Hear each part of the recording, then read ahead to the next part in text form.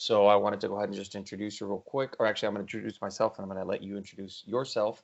Guys, this is the podcast number 4 for Flat Out Investments. My name's Albert, and I'm going to go ahead and let Annika, excuse me, introduce herself. Hi, my name's Annika. I am an amateur race car driver. I've been driving for about 3 years now in a Miata and in a Mustang. I'm super excited, Albert. Thanks for having me. For sure. Yeah, I'm super excited. This podcast, really, the universe was trying to tell us, no, sorry, not going to let you do it. And we fought through that motherfucker. We said, yes, we're going to do this shit. So we finally got everything set up.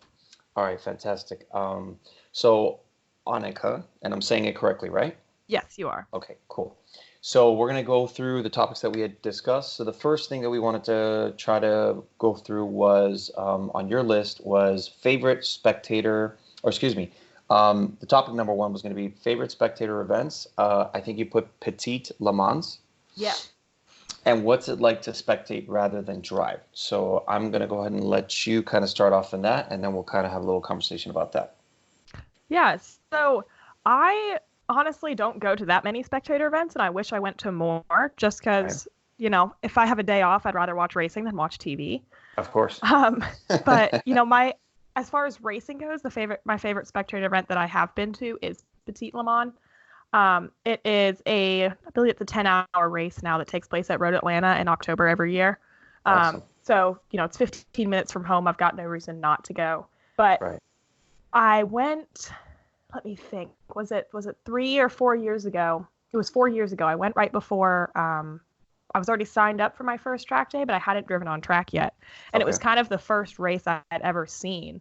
And so, that first time I went, I was there, and it was just cool to see what it was all about and to watch cars driving around the track before I'd ever driven it and stuff like that. And I went again this past year, and unfortunately in the middle, I wasn't able to go because of my work schedule. But I went again this past year, and it was just such a different experience now that I have started driving. Right. It was still enjoyable, but there was a part of me that was like, oh, I wish I was out there doing that. It gave you a completely different perspective because now, since you've actually experienced racing, now you understand the excitement and, the skill and all that comes with it. So, yeah, that's totally understandable. Yeah. So that's it's really cool.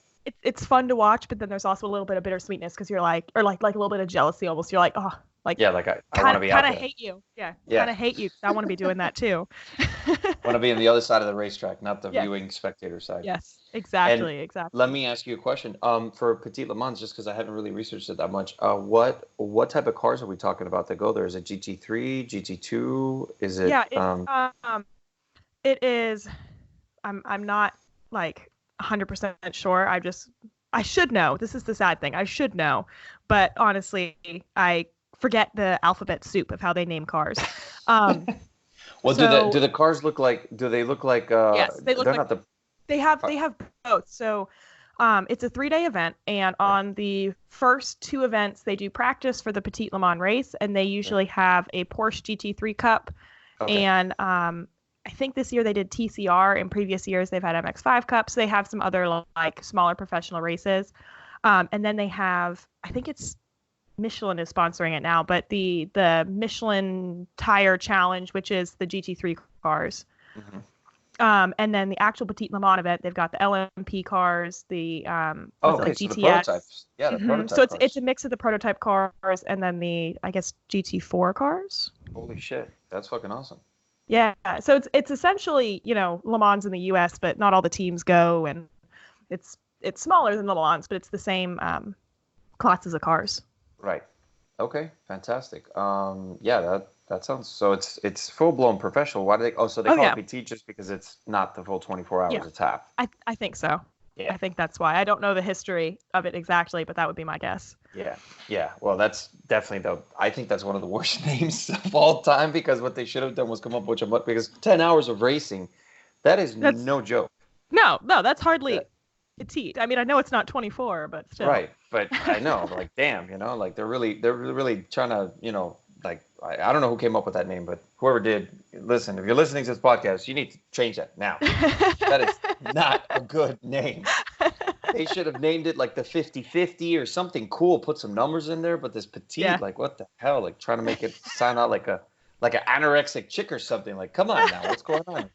It's horrible. Cool. So then, and so you took part. You actually, or you got to watch that twice then, from what you just told us. Yes. Yeah. So I've been twice. I have friends who've been, for the past 5-6 years, just because we live here. So Right. we're so close, might as well. Right. But Yeah, 15 minutes away. That's like your backyard. Yeah. But with real life and work, sometimes you can't make it all the time. Sure. I totally understand that. Yeah. That's really cool.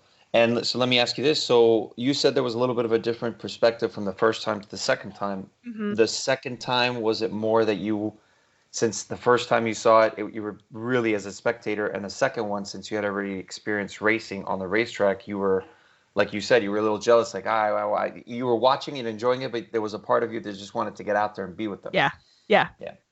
That's definitely. And then also there was another part of me that, when we're sitting there watching, like at turn 5, instead of just watching the cars go by, I was like, looking at the lines, and it's like, okay, well, the cars that are going faster are taking this line instead, Right. that sort of stuff. So I was actually kind of analyzing the driving too. That's the coolest part. Was probably annoying my boyfriend by doing that, because I kept telling him, I'd be like, look at them, look, they're He's doing on the wrong line. He's not dying for the apex. What the fuck is he doing? And it's like, Annika, I'm trying to watch the race here. Yeah. He's funny. just sitting there trying to take pictures, and I'm like, but look. That's really cool. But that shows your level of devotion. It actually shows the level of skill, the skill level that you're at right now. Because if you could do that visually, that's a huge part of racing that I think a lot of people completely are very dismissive about and don't understand until they actually do it. I mean, at Road Atlanta too, with it being my home track, like I don't know for a fact that I would have been able to do it as well. Like I've been to Barber only once, so if I were at Barber trying, like, watching a race, I probably, like, I'd be able to analyze the different lines, but I wouldn't necessarily be able to say, like, oh, like I can, like, there were a couple cars that were kind of towards the back of the pack where I was kind of like, if I were them, I would probably be turning in a little bit later into turn 5, because then you get more speed coming up the hill, stuff like that. Yeah, exactly. And I wouldn't be able to do that at, a track that I was less familiar with. It helps that I've been to Road Atlanta a lot. Yeah, and Road Atlanta is a fantastic track. It's a very old track. It almost, I want to say, as far as I remember, history-wise, I believe it's just as old, or either older or a little bit younger, but not, almost in between Sebring that we have here in Florida. Really? Yeah, Sebring goes way back, and the track itself, I've been there several times. When you look at the pavement, it's actually known for tearing, just beating the shit out of the left side of your suspension. Forget about it. It doesn't matter what car you're in. Full-blown, LMP2 cars, prototype cars, GT3 cars, GT2s, anything that races there, get ready to change, to go ahead and make changes on the left side. Like, your tires are going to be eaten up, just because that track it carries a lot of speed with it. It's very wide, and a lot of people, they try to go extremely wide to cut in through, to try to fight for an apex sometimes. So what it does is that it just chews up coilovers, shocks. There's sections of the track that I believe haven't even been restored, and I don't want to quote, because then I'm gonna have a whole bunch of people like, oh my god, yeah, social warrior. But I think it's a good number of years, a long time. Yeah, there's sections of the track that are just kind of still there, and that's a little bit like Road Atlanta, right? Road Atlanta hasn't. It's pretty old. It is. I don't know how old it is. I don't really know much about the history of it. I've heard different things here and there, but I know what's true and what's not. Right. Thankfully, I think because of Petit Le Mans, they've been keeping up with resurfacing it and stuff. They actually just recently repaved some pretty big sections. Okay. But I do know the layout of Road Atlanta has changed a good bit since they first developed the track. They used to have a turn 11. Okay. So are you familiar with Road Atlanta? I've been there once, so it's been a long time. So you've got, as you come down the back straight, as you come down that hill, there's turns 10A and B, which are two like 90-degree turns, almost a 90-degree left-hander immediately followed by a 90-degree right-hander. And where those are, there used to just be a turn 11. And the reason they got rid of it and put in turns 10A and B instead of keeping turn 11 is because they were having issues where, as the cars came down, there was so much speed when they hit turn 11, they were getting airborne, and they were having cars flip and stuff. Yeah, that's right. That's actually, wait, now sorry, I don't want to interrupt you. You just You're reminded good. me of a super famous. So I remember there was a. I think Road Atlanta was a track. There was a CLK GTR that was super famous that actually got airborne right there, and it did. From what I remember, 3 somersaults. Oh It my was like, gosh.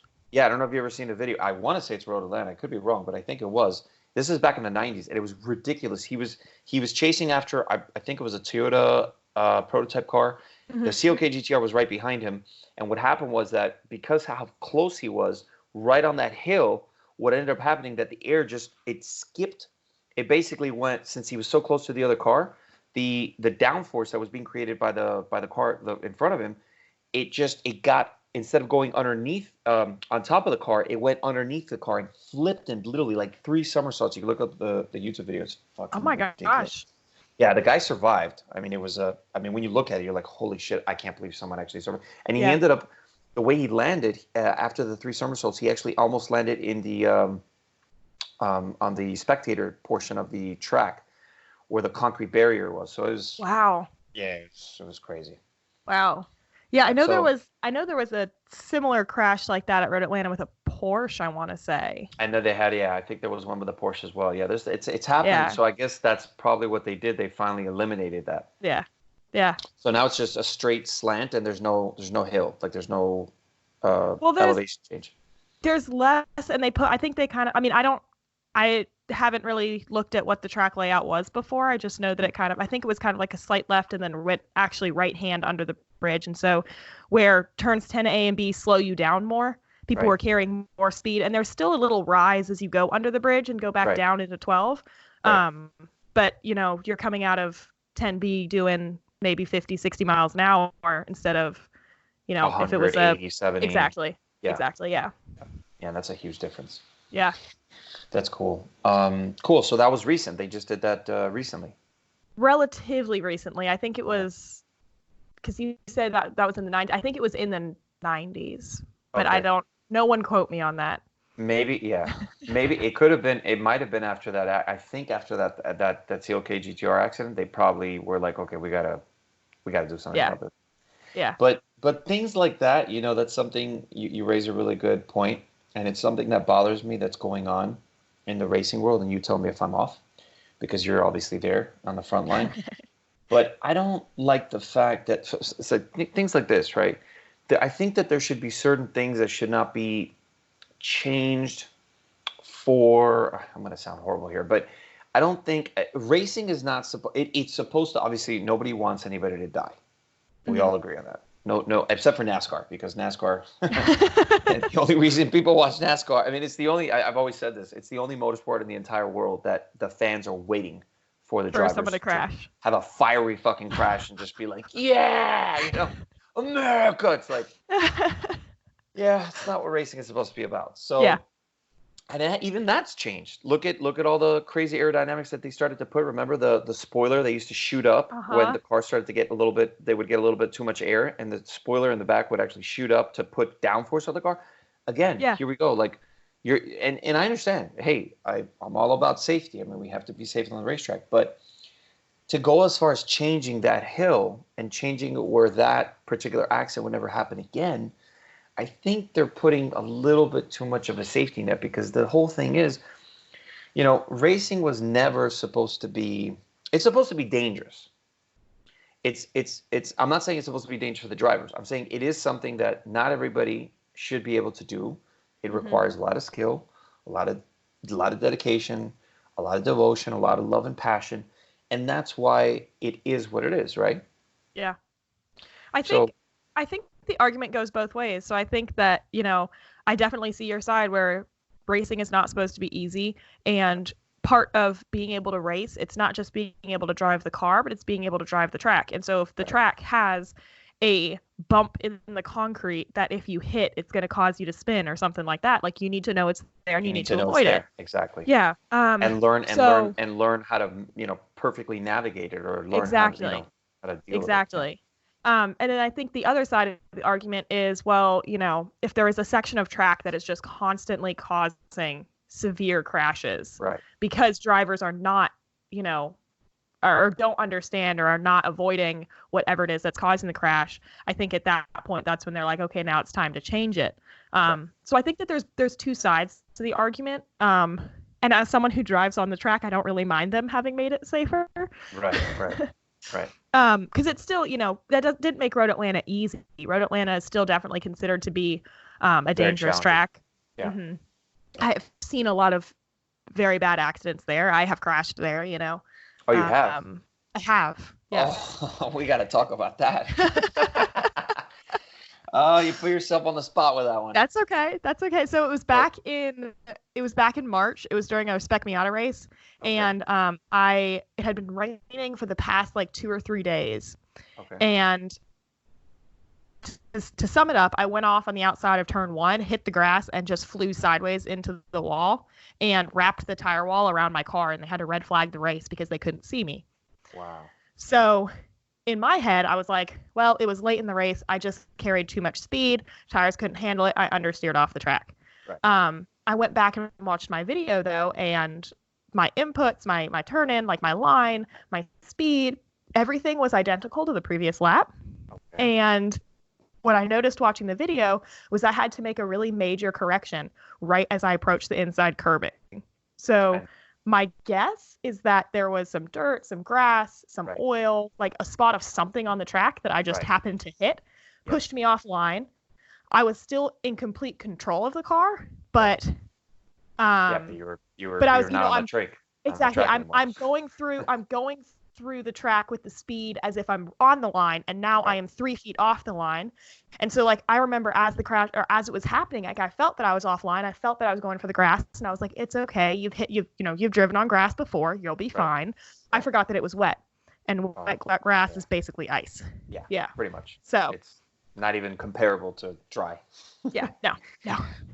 Wow. And were you okay? I mean, you didn't get hurt, obviously. I had a headache for about a day. Yeah. But honestly, like when they took me out of, because they had to help me out of the car because I had wrapped the tire wall around the car. Like there was no way I was getting out. Right. By yourself. And when they help you out of the car, insurance dictates that they have to take you back in the ambulance. Right. So I go in the ambulance. They're asking me, like, how are you? Like, do you, what hurts? Does your head hurt? They're looking at my eyes, making sure like I was good. And I wasn't even thinking about if my head hurt or not. I was just worried, like, what happened to my car? Will I be able to race next month? Oh, gearheads, we're a special type of human. Yeah. I can totally side with you on that. So I'll tell you a little accident. Not on the racetrack, unfortunately. It was on the street, and it was. So I was 16 years old when I got my first motorcycle. Mm-hmm. CBR 900. Really a very torquey. It was very well known to be a very torquey bike, and it was not a light bike, but it had a lot of torque. You could really, it was a wheelie machine, basically. And my first wheelie, I was hooked. After doing a wheelie once on a motorcycle, you either get super scared and you never want to do that again, or you get super or hooked. you start driving down the highway doing wheelies. Yes. And not but I was 16 years old, and it's funny because I wasn't even doing anything crazy with the bike at the time. I was kind of speeding. I had to go to Gables Honda to go pick up which is a pretty popular motorcycle shop here in Florida, in Miami, and I had just picked up the last part that I needed to, because I was doing a little bit of a restoration on the bike. The bike had been dropped before, and I purchased it at a really good price. Mm-hmm. I'd gotten it for Christmas. I was super excited, and I'm like, this is it. This is the last part. So my friend calls me. I don't know what was going on, but we had a day off of school. And he's like, hey, man, I'm having a party. Come down. Get your ass over here. It was a good friend of mine, my Frank. And I'm like, yeah, dude, yeah, I just picked up this part, man. I'm on my way. And I was just hauling ass. I mean, I was just getting, I had just left a light. I was probably I had just literally gotten into second, and I was doing at least 90 miles per hour. And this guy in front of me, which I hadn't seen, for whatever reason, I till this day do not know what he broke for. I don't know if it was a dog. I don't know if it was a person. I don't know if he dropped his phone and he was just like, oh, let me just look for my phone while I press the brakes here. But he had slammed the brakes, and at that moment it was one of those, well, I either slam in the back of this pickup truck and probably die, or try to slow myself down as fast as possible and make it through this. And on a motorcycle, it's a little bit different than cars. You can't slam on your brakes because it doesn't matter how, I mean, motorcycles didn't even have ABS back then. I mean, they did. Yeah. It's not as advanced as the motorcycles that we have today. And what ended up happening was that most people, what they would do is that they actually, on motorcycles, they would turn down the intensity on the rear brake. So even if you slammed on it, it wouldn't lock up. It would just get to the point right before it would lock up. Gotcha. So I did that, and the problem, and in conjunction with the front brake, and I did that, and the problem was there was a little patch of probably little pebbles that the second that rear tire just touched it, I low-sided. And I don't know if you know what a low side is, but it's... I do, yeah. Okay, cool. So that's awesome, by the way. So that you know that. So I when I low-sided, I hit my first thing that hit was my shoulder. I was wearing a T-shirt. I was wearing pants. Yeah, I know, it's Miami, 100 million degrees. It's the one day I didn't wear my jacket. But I did have my helmet, and my helmet saved my life. I rolled probably 20 times on the street. Ooh. Just rolled. And as I'm rolling, remembering it, all I was trying to do was stop myself. While I was doing that, that's when I granted myself with third-degree burns on my arms and on my palms. But they hadn't hit yet. So I get up, and as I'm getting up, I still see my motorcycle just sliding on the street with sparks coming from the bottom portion of it. And I'm just freaking out like, fuck. So I'm running to my motorcycle.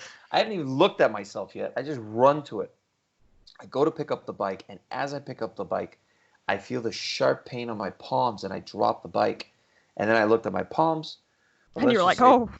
Yeah, let's just say they were half my palm was bright red. Ooh. So, and then I looked at my arms, and that was that, and I saw just all red, and I'm like, fuck. So there was a couple people that I had seen what just happened, and they decided they would they'd come help. There was a lot of people that just passed by. There was a tire shop that had heard the entire thing, came to help me, picked up my motorcycle, and all I cared about, Annika, all I cared about for 30 minutes was the condition of my bike. Yeah. It was, I had cracked the oil housing, and I was freaking out about the damage. I mean, I think the part that I had picked up, I definitely flew somewhere, and I was just, anyway, so I totally understand that feeling where people around you are telling you, like, are you okay? And it's like, no, at least you're okay. Your bike can be fixed, and you're like, yeah, but I have to fix it. Exactly.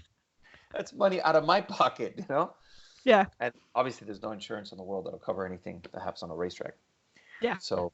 Well, there's actually, believe it or not, there's actually insurance for HPDE and time trial events. Really? And then I believe professional race teams have insurance on their cars, but it is expensive. Yeah, very expensive. Yeah. But so yeah, do you have insurance on the for you or when I am racing, I don't have insurance. When I go to a track day or when I did some time trials this past year, I had the option of getting insurance. Now I didn't. Okay.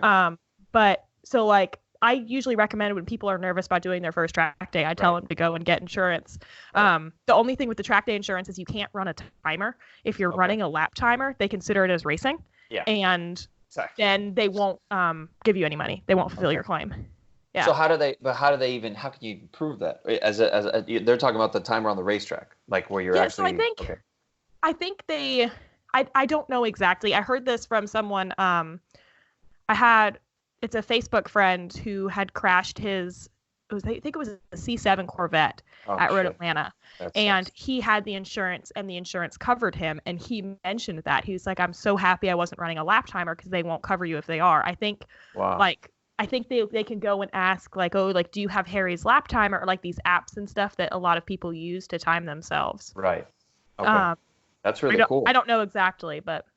And do you know, have you kind of looked into to see exactly how much, what does it actually cover? Is it driver error? Is it other drivers? Is it an accident? Is it anything that can happen, or does it just depend? I believe it's everything. Okay. So, because on the track, there's no, like you sign that waiver, there's no liability. Like if you crash into someone, they have to fix their car, and you have to fix your car. That's right. And so I believe it will cover any damage. There's a really high deductible. So my first couple track days, I did use it. I used it on my Mustang. Okay. And it's about, let me think what percentage it was. 6%? No, 6% deductible or something like that. I Of the think my value car. of Yeah, the so total value. you get to choose. You have to put in what you want to be covered. So if you have modifications, you have to put all those in. You have to put the brand and everything. Right. So when I was doing it, I would always pick and choose modifications. Like, okay, I don't need them to cover my $250 Roush spoiler Exactly. or Roush wing, but not wing, the ducktail. That's the word I'm looking for. But I really want them to cover my $2,000 shocks. Exactly. That sort of stuff. Okay.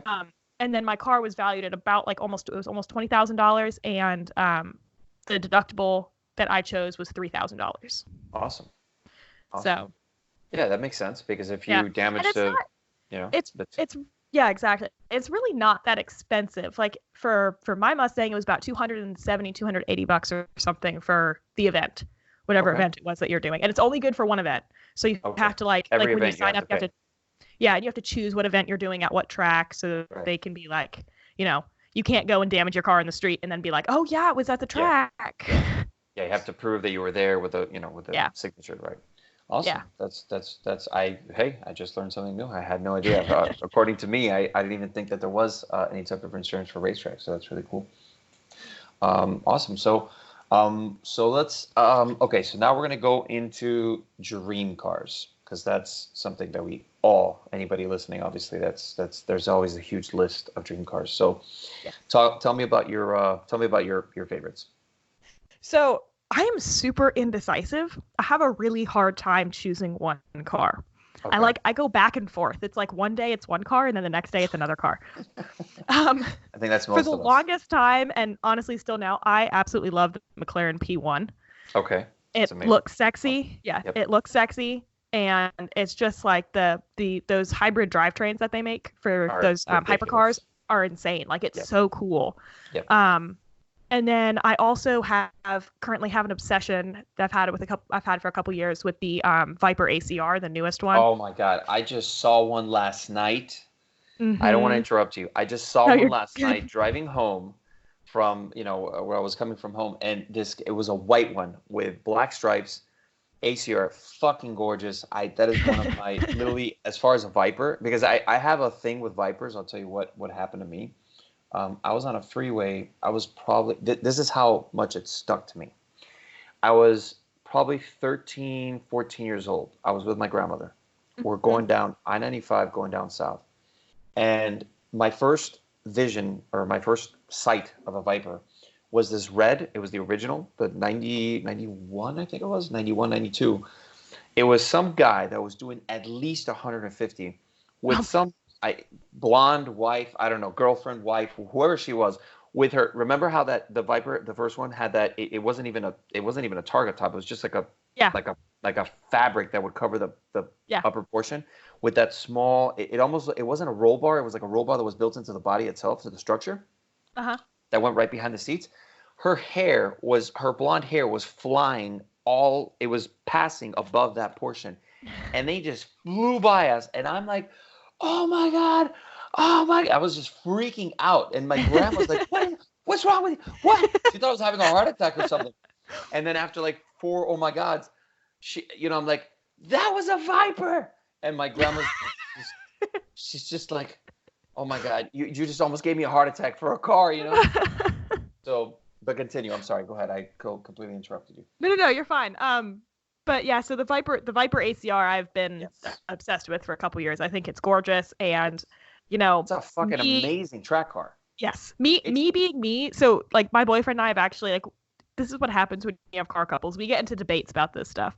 So my dream car is like a track car that you can drive on the road, on the street, of course. And I don't care if it's comfortable on the street. Right. Actually, honestly, my dream car might just be a track car, period. But but yeah, like, I don't really care if it's comfortable on the street. I don't care if it has, heated seats or leather seats or anything like that. Like, exactly. I'm like, I'm going to pull out the seats and put in a Sparco seat or something like that anyway. Like, I'm going to put in a race seat. Exactly. But, and so like for him, he still enjoys performance cars, but he's more, like when we both have Mustangs, when he got his Mustang, he got it with the premium package interior, whereas I had the base interior and now I have no interior. Right. And he's got, the leather seats, and he just got his leather seats reupholstered, and like, it looks gorgeous. But for me, I'm like, Nah. I don't need that. It weighs too much. It's too much weight. Exactly. Yeah. So that's what I love about the ACRs. Like, it was a car that was made to drive first and to be on the road second. Like, to race first and to be a daily second. And like, I'm good with that. Yep. I have something to ask you on that. Yeah. Because I'm the same way. And I'll tell you this, I actually prefer, it's actually for me, in my opinion, a fixed or even any type of race seat, in my opinion, can actually be a lot more comfortable than, I mean, I know I sound a little bit crazy saying this, but it's true. As far as your proper driving position, like when you want to have the proper driving position, the actual angle you're supposed to be at, where you're making an L shape with your, from your forearm to your bicep, it's actually more comfortable, in my opinion. A lot more comfortable. Yeah. I think it depends. I mean, I think it depends on the body type. Yes, but to get the most comfortable race position, I am more comfortable in a race seat, period. Oh, yeah. Yeah. But like, if I were to do be driving a long distance, I want my comfortable seats. Oh, you do? Yeah. Well, like my F-250, which of course is like not a race car at all. Which is why it's got really comfortable seats. But like, I swear those things are made with memory foam or something. I don't know. They are so squishy and comfortable. Yeah. But it's just got the most comfortable seats, and like, I can be comfortable sitting in it, driving in it for hours. Whereas my race car, after a weekend, I'm not in the car consecutively, but after a weekend, where I've driven maybe a total of 4 hours over, 3 to 4 hours over the weekend. Right. Like, my neck will be sore and stuff like that. And that is in part because of what I'm doing in the seat. It's not just because of the seat. Right, it's not the seat. Exactly. But the seat doesn't help. It doesn't help. Yeah, of course. Yeah, I totally agree. I remember once when I had one of the times that I went to go pick up, I had found this E36 super rare E36 M3. It was a 1 of 7 individual car. I'll send you some pictures after we're done with the podcast so you can check it out. Beautiful, beautiful car. It was like I said, 1 of 7. It was built literally next to the LTW E36, which was extremely rare. And it was a slick top. It had a 4-point cage that the owner actually wanted to install from the factory. It's a fantastic car, amazing car, super, super rare. And the Vaders, which I don't know if you're very familiar with the E36, like the BMW E36s, the M3s. Not super familiar. But they no. have this seat that's called the Vader, and then they have different versions of it. And the Vader seat itself it's a fantastic, fantastic stock, amazing looking seat that actually you could actually take, if the car has Vaders, you could actually take it onto the racetrack, and as long as you have 4 points or even 6 point, you're going to be okay. It's not, it's going to hold you in place. Obviously, it's not a fixed seat like a Sparco or like a Recaro or anything like that, but it was actually, from what I remember, I think it was, I want to say it was done in conjunction with Recaro before they were branding all their stuff like they do today, where pretty much any supercar or any, even Mustangs, the GT, the Shelby GT50, the Evos, I mean, I'd say probably for the past 15 years, manufacturers have been working with Sparco directly and Recaro to just install the seats, and then they charge a premium for the seats. Mm-hmm. A lot like what they did with the Corvette as well. So it was, it's one of those things that, again, for me, when you're in the seat and you can't be moving around that much, it's for me, it's more comfortable because you're part of the car. You could feel what's going on with the steering. You could feel what's going on at the bottom, on the street itself. Yeah. So that's very important. Our second seat. Oh no, wait, hold on. Are those? That's pretty much. So we talked about the Viper, the ACR, and then you said the P1. Let me ask you this: because you mentioned the P1, and obviously that is one of my all-time favorite hypercars. But let's go a little back. Let's go back in time 20 years. What do you think of the McLaren F1? I mean, it's gorgeous. Like I said, it's so hard for me to choose favorites. Right. And I don't know as much about the McLaren F1 mechanically. I'm not the kind of person who knows like everything about every car. Right. I'm more the kind of person who I know a lot about the cars that I drive. Right. And but you're super knowledgeable. You're not. I mean, I feel like I'm. But I know a good bit about the P1 from Top Gear. Love Top Gear. Yeah, of course. And so like One a of the lot best of like shows on that's the why I face of the tend to planet. yes. That's why I tend to know more about modern cars than about classic cars. It's just Right. because like, I am a kind of more recent car person. I haven't been a car person my whole life, and so Right. most of what I know I've learned within the past 5 years. Right. Which I But have to I say, do like the McLaren you're F1. you're doing a great job. You don't sound like someone that picked it up 5 years ago. You definitely sound like someone that's been in this for a long, long time. Um, yeah, the McLaren F1, I got to mention a couple things. So obviously, I think most people would agree, Gordon Murray, who was the engineer, I think that guy, there's certain people on this earth, engineers that can see down the line, not 10 years, 15 years. They could see down the line 50 years, 80 Yeah. years. And that's a very difficult thing to do. To have that type of vision, it's a very, very, I mean, I've tried to do it and it's very, very difficult. Yeah. Especially, I remember I remember watching a Top Gear. It was one of the episodes where Jeremy Clarkson was just getting done testing with the Aston Martin DBS. It was the DBS Vantage, Uh-huh. and he was afraid that this was probably going to be one of the last naturally aspirated V12s that was probably going to be put in a road car because of at that time, all the push for government to try to start switching to electric, which obviously we've been seeing with Europe now, where I think it's 2027. They're trying to push for, I believe it was, I don't want to say the wrong countries, but it's a couple different countries that want to go all electric. Like Yeah. they're not going to be I've producing heard any about that. more. And that's scary to think about. So he was watching. He thought that this was actually going to come a little bit sooner, and it almost was. I even when I was watching that, I'm like, fuck, this he might have a really good point. He might be telling the truth here. Holy shit, like this is something to think about. And then just a couple years after that, that's when we literally just had gotten the P1 came out, the LaFerrari came out, hmm the 918 came out. So, but yeah, the And then McLaren everyone is was kind of like, "Hey, maybe electric isn't all bad." Like I know they're exactly. not full electric, but like I they're I'm they have an totally okay with electric. the hybrid. The Yeah. hybrid, you know what? After watching, and I remember I was totally against it. I was like, fuck that shit. Electric's bullshit. I don't want to fuck that. Like, all gas.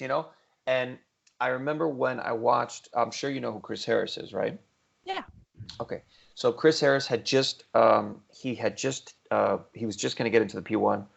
He tested the P1. I saw obviously Chris Harris on cars with the P1, the LaFerrari, and the 918. It was him, Tiff Needle, and some other badass. I think it was a rally car driver or a Formula One.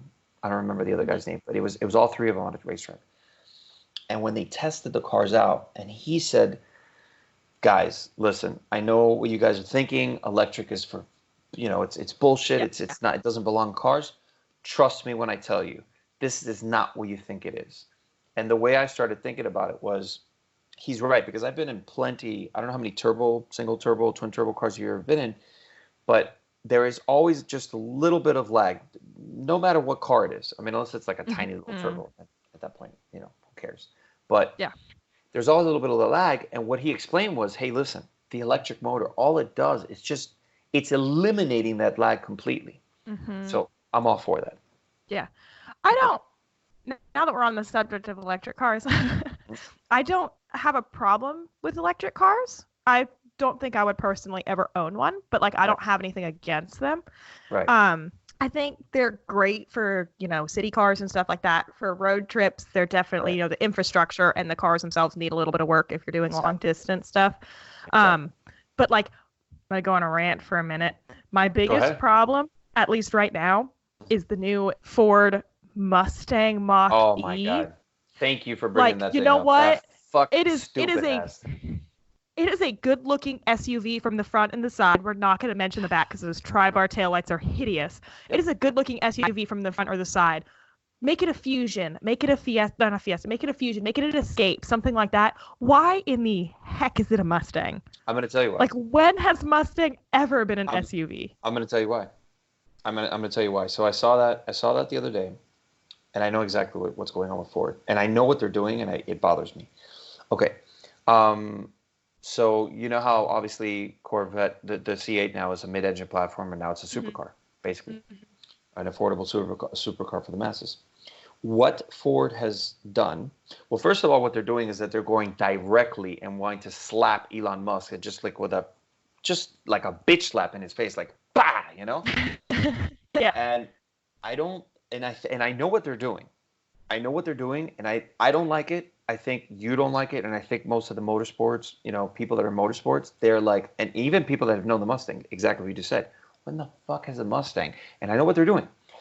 What they're doing is using a brand that's a multi-million-dollar brand like the Mustang, just like what Corvette did with the C8. They weren't going to just, they killed the front engine platform, right, that we have all known for 60 plus years. Yeah. But then they rebranded it and said, okay, well, this is the new Corvette. So that's exactly what they're doing. They're just using their multi-million-dollar brand, putting it in a platform which it should not be in, and then putting it in there just because they know it'll sell. But see, I'm not as mad about the C8 because it went from I'm not not mad as about bad. the C8 at all, Right. honestly, because it went from a sports car to a sports car. Right. Or sports car to kind of supercar-esque. But now it's like you have a sports car and you're going to a family SUV. Yeah, exactly. And not even that, it's all electric. Yeah. And they had an all electric Mustang at SEMA, and I wasn't mad at that. It was like 900 horsepower or something like that. I know. But it was actually in a Mustang body, and I'm like, I'm not mad at that. Yeah, I'm mad at a Mustang logo on an SUV. I know, but wouldn't you say? Because this is the argument that I always pose for anything that has to do with electric cars. To me, electric cars are what you said, right? A means of transportation. That's great. Mm-hmm. Now, there was actually a report. I got a good buddy of mine who works for PACCAR. I mean, engineer, top of his class, probably one of the smartest people I've ever met as far as engineering and cars and automotive. And he's been waiting for a report that just came out a couple months back. I'm going to have to find it, and I'll probably send it to you so you could read it, check it out. There was this huge group of panel of architects, engineers, environmental engineers, environmentalist scientists, that they were all putting together a report that proves that global warming is horseshit. Like, it's just straight up bullshit. It's not, global warming exists, but it has nothing to do with automotive CO2 levels at all whatsoever. It's 100 million% solar activity, like it always has been. So this whole electric car thing and this whole argument that, oh yeah, it's environmentally friendly, and yeah, we got to switch to electric and all this shit. What people don't understand, I don't know if you ever saw this episode, but Top Gear had one episode that was fantastic that they showed at the end of one of the shows. They were showing how dirty it is to produce a Prius, an electric car. I remember hearing that. I think it was about when the Prius first came out. Yeah. So they were saying that the cost or the like environmental impact to produce the batteries for the Prius one electric car was the same as driving a gas car for like not a long time, and they were pretty much like, the only way the Prius is better is if you keep your Prius for like 10 years, but no one keeps their cars that long. No. And what they were saying, let me stop you right there real quick, just to add to that. What he was saying was that you could make 3 super efficient 40 miles per the gallon cars, like small little tiny, like I'm trying to think of the car, like a Spark. Yeah. You can make 3 of those per one Prius. Really? Yeah, which is it's just stupid. Something that made me laugh is my boyfriend's uncle just got a Tesla, and I guess he was telling my boyfriend, because one of the things that I brought up, actually, we were just talking about the other day, is I was like, well, what if, like, if your battery dies in a regular car and you're out in the middle of nowhere, you jump it and you go, and you go home. If your battery dies and you have an electric car, like, you're fucked. You're SOL. Yeah. So what he said, he was like, well, no, if you have a Tesla, this is the funny part. If you have a Tesla, you can give Tesla a call, and they will come out to you with a diesel generator and recharge your car. That's the biggest oxymoron I've ever heard in my life. Right? That's so stupid. And how long are they going to take? You might as well just call AAA or someone to pick you up and then have the car towed. I know. At that point. Well, I'll tell you this. I'm going to give it to Elon Musk, okay? I love his vision. I think he's a badass, okay, in his own right? What he's done as a technology company, he's awesome. He's a genius. No one's taking that away from him. The truck that he did you see the truck, the pickup truck that they Oh just my announced? gosh. Look, Yes. I know what he's going with it. You have to get into these people's minds. He knows how ridiculous it looks, but that's the point. You see, Yeah. if he would have come up with something that, I don't think he wanted to go for a sexy looking pickup truck, because then it was just going to go into that. There's a lot of sexy looking pickup trucks today.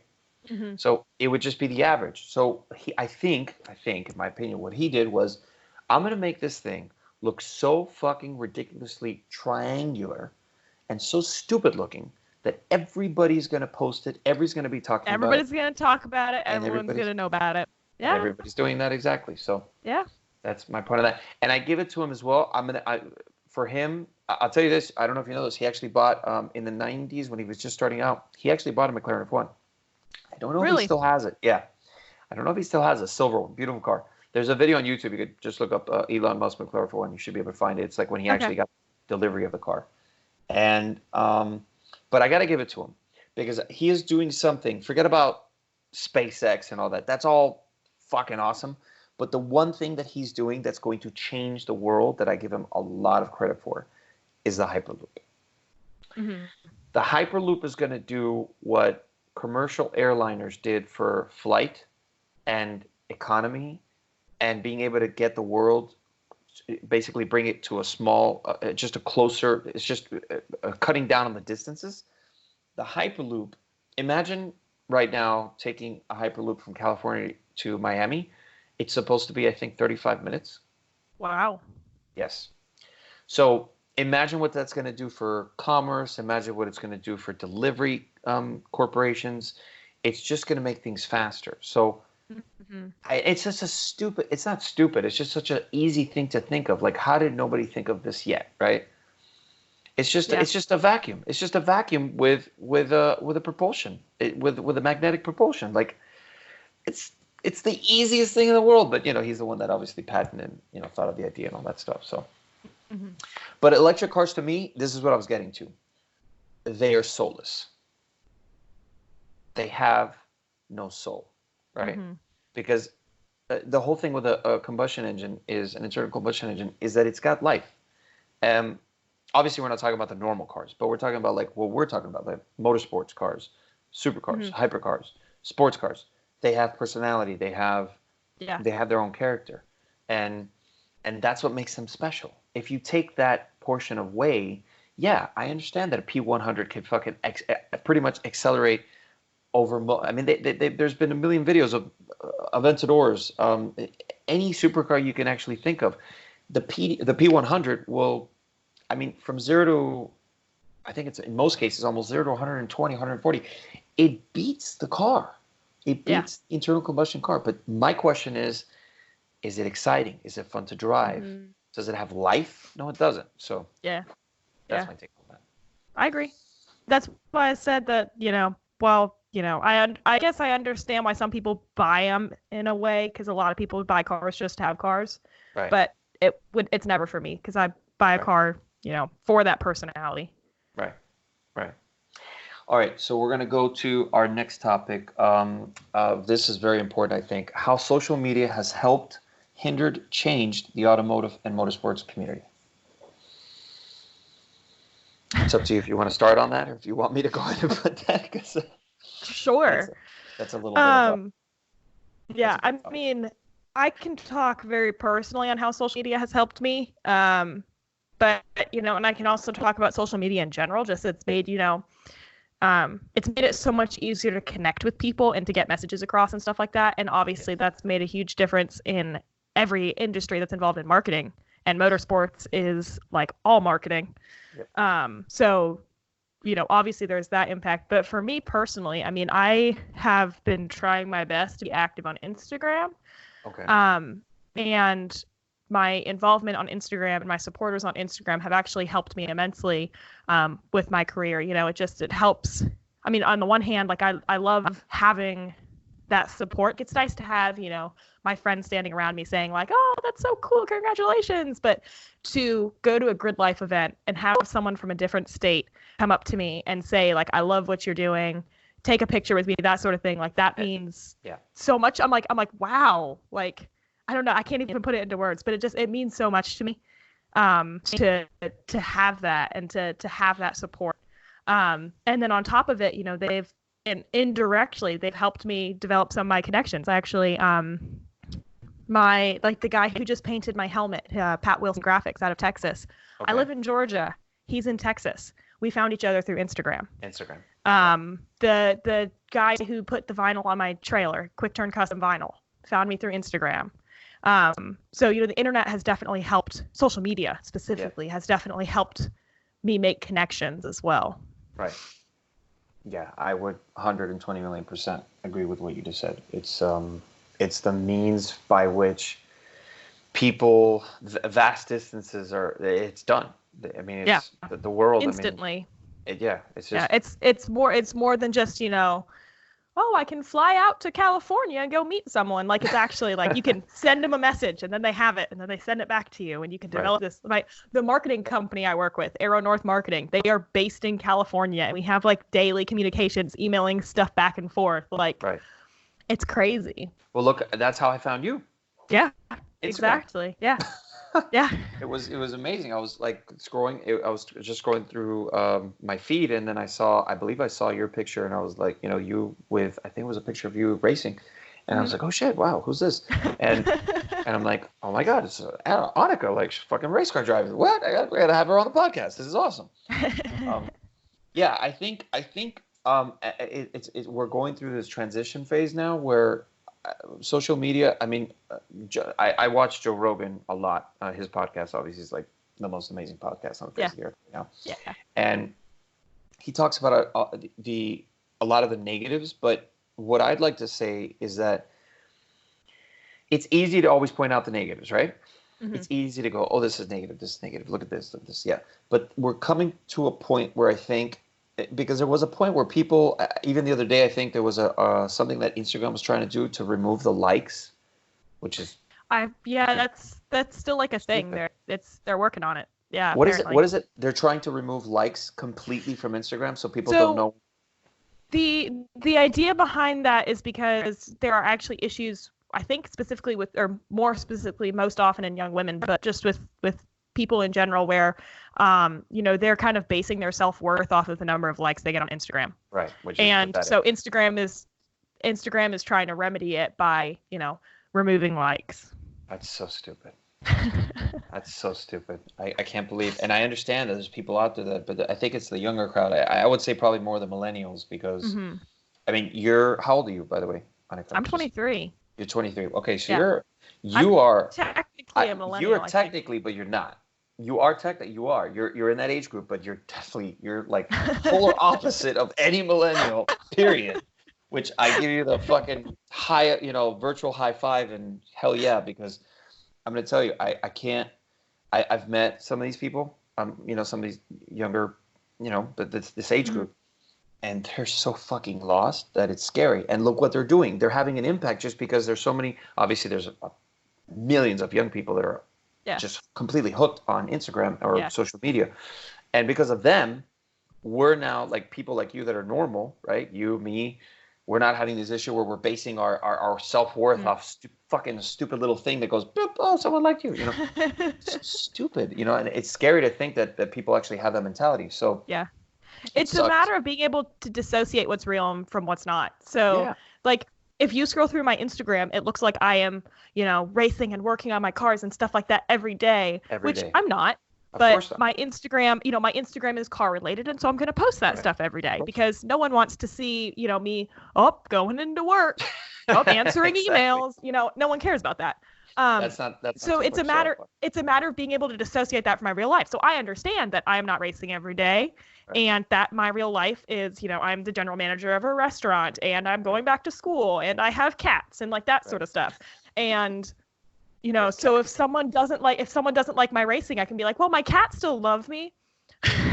Exactly. But you know what I mean? So like if someone doesn't like my racing photo, or if someone comments something negative or something like that, I know that that's not my real life. Like that is something that I do. That's something that I'm very passionate about, but that's not my whole life. Right. And I think that's where the issue comes in. No, you're good. what I was going to say about the negative thing, so that's what I was trying to get to. I think that we're coming to a point now where what's going on is this. People have finally, like for me, example, right? I don't negative stuff. It doesn't matter what it is. If it's creative, if it's good criticism, I will think about it. If I read something and I go, maybe this person's got a point, I will definitely think about it. But for example, like on the podcast, I had posted on the main page, there was someone that commented, "Oh, host is a fucking retard. He can't he's not a good host." And I say, "Hey, and you're man, like, thanks." well, tell me why instead of just criticizing that's what me. I did. What do you want to Exactly. hear? Yeah. Right. That's what I saw. I told him, "Hey, so let me ask you a question. Oh, first of all, thanks for listening to the podcast. I'm glad I got your attention for that long. Second, let me ask you a question. Have you ever done a podcast? You know, have you ever actually spoken to someone and tried to do this?" And they didn't even answer. So I think we're getting to a point where what people should do is this: don't concentrate. Don't even put energy on anything that's negative. Don't even listen to it. Just ignore it. Just let them be. Just let them. And slowly, I think what's going on is that because they're not having any impact anymore, which I think on Twitter it's a different story. Fuck Twitter, but on Facebook and Instagram, it's just don't even pay attention to it. Just it doesn't matter. It doesn't. You don't even know who that person is. Yeah, I agree. I'm not super, like, I kind of share my Instagram post on Facebook. I'm not super active on Facebook. I think on Instagram there's obviously some negativity, but it's kind of few and far between. Yeah. I have heard it's worse. I mean, I don't have a Twitter, so I don't know about Twitter. I've heard it's worse on YouTube. I've heard YouTube can be negative in the comments. Sure. But so it's interesting to me how it's interesting to me how the different communities can have different levels of negativity like that. But I'm really passive aggressive. Mm-hmm. So my way of dealing with negativity or dealing with people being, generally rude or, maybe making a dumb comment or something like that is I very politely ask them a question, like kind of like what you said. I very politely ask them a question that makes them realize that they're being stupid. Exactly. That's the best thing you can do. Yeah. Because they're like, oh shit, I don't have anything to say. It's usually it's human behavior to. It doesn't matter what you do, right? The most positive people on the face of the planet, especially if they're famous or if they have a certain level of fame, they will get ridiculous stuff. It's like, how could someone even say something negative of it? There's always going to be that person. There's always going to be a group of people. Why? Because 90 million% chances are that person has the most miserable life, and all they're doing is they're putting that out there just because that's that's the only way for them to feel better about themselves. They have some sort of hatred, jealousy, self-consciousness, something like that. And that's how. But because of that, that's why I don't feel the need to attack them back, because I'm like, I know you're doing this because of something internal. I know you're not doing this because, I don't know. Yeah, because you're doing something wrong. You're not. You know you're not doing something wrong. Yeah. So that's why someone. Thankfully, I haven't had to deal with much, aggression on my posts or anything like that. But a lot of the time, if someone just says something that's like just straight up rude and I don't have anything to say back, I just delete it and ignore it, because I'm like, there's no reason for me to go back at you and be like, oh, screw you, like anything like that, because I'm like, that's fine. Just let it be. You said what you felt needed to be said. I'm gonna go on in my own life, and we'll be good. That's what if everybody followed that, I guarantee you within a couple, maybe a couple of years. Well, again, we're always gonna have negativity, but maybe within 5 years, those groups of people, that they won't even waste their energy, because now they're not even getting feedback. Yeah, because that's what they want. Yeah. So I think that's a good thing that's happening in social media, for sure. Yeah. So we covered the helped. We basically just covered the hindered, which is basically none whatsoever, because there's no way. I mean, social media, most of it, like you said, is this amazing platform that we all have now. These computers in our pockets that we can just talk to anybody in the world. It's absolutely amazing. And then changed, I think that's a good one. Change the automotive and motorsports community. What would you say that, what was something that you've seen that maybe has changed? It makes the community more connected. Yeah. So Totally agree. When I first started getting into cars, not even into racing, when I first started getting into cars, I went to like some meets and stuff like that, and all of the groups that I ended up being associated with, they were Facebook groups. Right. Like I was in the Athens Area Mustang Club and the North Georgia Miata Club, and like all these little groups, and they'd post like, "Oh, we're doing a meet here this weekend," and I'd be like, "Oh my gosh, I'm gonna go!" And so like it's an hour away from me, so like how would I meet these people or know that it was going on if it weren't for Right. this Facebook group? Right. So it's definitely made the industry more Closer. connected, more and closer, and it allows us, people across the country racing the same series to discuss the rule books or discuss. Right. I saw something this morning about people, they were discussing a potential like a violation of the rule book that wasn't caught in tech, and everyone was kind of going back and forth like, well, what, like, about whether the rule was good and whether the way it was dealt with was good. And so that allows the rules and the sanctioning bodies and stuff to make changes, because now we can see what people everywhere are thinking about it instead of just the 10 people who are at the track at that moment. Yes. You hit that nail on the head in the wood. That was awesome. I can't even add to that, because that's pretty much exactly where I think. I think also one thing I could maybe just add to that would be, for example, the Cars and Coffee movement. I think that's something that has been, I think that social media, all it did, because we used to have this, right? So there was in Florida, I think every state, obviously, and every city has its own groups of car communities, because they're so big, that they would meet in certain spots, this, that, whatever. And the only way sometimes you would ever even know about it if you were driving by or if someone told you about it. Mm-hmm.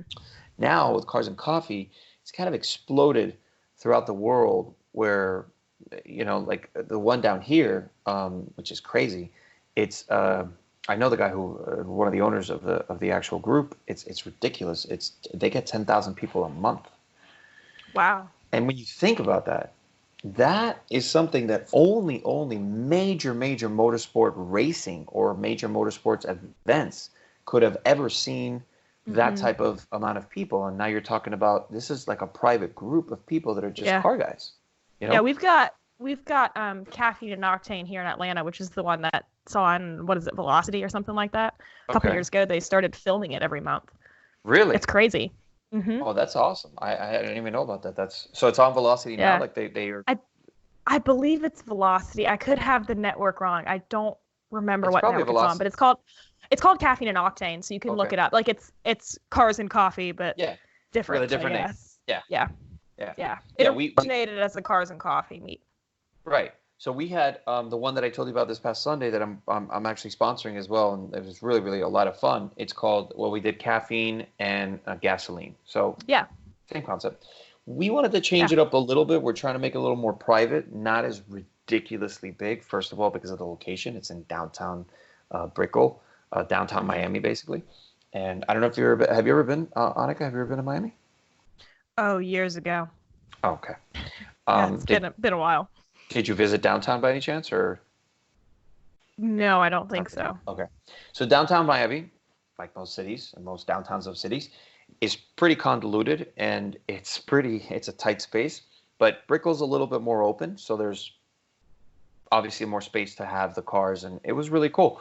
I have to send you pictures of that. That was great. We had a Bugatti Chiron show up in exposed carbon red. Yeah, with red interior. Fucking ridiculous. It was ridiculous. And I mean, I didn't even know he was showing up, and then all of a sudden someone had told me, "Oh, I have a Lamborghini Aventador and something else going to show up." And I'm like, "What's that something else?" He's like, "Well, it's a hypercar." I'm like, "What? Don't do this to me." Yeah, what like he's like, "Just you'll see it. When you see it, you'll know." And I'm like, "Oh my God, what the fuck is showing up?" I was hoping for like a P1, and I got a fucking Bugatti Chiron. So that was pretty amazing. It was nice to finally see the car moving, because I've only seen 2 of those standing still, and I saw them in a trim that I loved, absolutely loved. It was a black one up at Fort Lauderdale. There's a guy by the name of Brett David. He owns Lamborghini of Fort Lauderdale, and he in his showroom has, I believe it's one of his clients' cars. It's the black trim with the brushed aluminum accents, and then it was that Laguna Seca blue color from the BMW. And that black and that color with that blue interior, it looked amazing. It was beautiful. That's my favorite trim. and one of my favorite colors of all time for a lot of different cars. But on that car, it just suits it. And when you see the car, that's talking about presence and cars. Holy shit, that thing! I don't know what you thought about the Veyron. I didn't. The Veyron to me was more of a technological amazement or amazing It was cool. It didn't achievement. look Good. Right. Yeah. It was. I mean, I know why they did what they did with it, and I understood it. But when I first saw it, I wasn't. It wasn't a car that I'm like, I have to somehow make the money to buy this car one day. Like I have to own this car. I would have rather, P1 LaFerrari 918. At the time those cars weren't out, I would say probably F40, F50, McLaren F1 for sure, without a doubt, way before any of these cars. Like that would be if you ask me right now, what would be the first car, if I had $100 million in the bank, what would be the first car that I would buy? I would go and get myself a McLaren F1. And I wouldn't just get a base model McLaren F1. I would go try to get an LM, which I know is impossible. There's only 5 in the world. So the only second thing that you could do at that point would be McLaren actually had a program where if you had a base model McLaren F1, you could go to the headquarters. I think it was a couple $100,000. I don't want to quote me on the exact price, but it was a couple hundred, 300,000-400,000 that they would charge you, or maybe 200. It was around that price range, where they would charge you that amount, and what they would do is they would do a conversion to an LM, and they would actually number it, but it wouldn't be part of the same 1 of 5 group that there are in the world, which is really fucking cool. And that entailed with the body kit that they had, the Racing Le Mans body kit that they had, the OZ, super famous OZ center lock wheels that they had, and then obviously the interior. I think that there was actually one that sold at Monterey that had just that, but it didn't have minus the interior, because the LM interior literally looked like a fucking fighter jet cockpit. It was amazing. It was so cool. No, literally, it had. So there was Tiff Needle actually got to drive one for fifth gear, and you should definitely check that video out. It's amazing. They had headphones, like the same headphones you have on a fucking helicopter or like an airplane. They had those headphones inside the car. That's cool. Because of how loud it was, so you could actually speak to your passengers. So, to me, the McLaren F1 is still the pinnacle of absolute most badass engineering with just perfection. There's nothing that car to me, and the weight, the power to weight, that's where it's at. So, Gordon Murray actually right now is he's creating a new car. It's called the T50, and basically what he's doing is redoing that center driver position, and basically bringing back the McLaren F1. It's going to be the new McLaren F1. It's called the T50. If you know anybody by any chance, or if you talk to anybody that's interested in allocation, and I'm putting a little plug here, I do have an allocation for this car. So it's a little bit of, it's not cheap. The deposit on it is $750,000, and I think most cars are going to be in the $3 million price range. Wow. And they're only making 150 units. So it's going to be absolutely amazing. That car is going to make everything right now.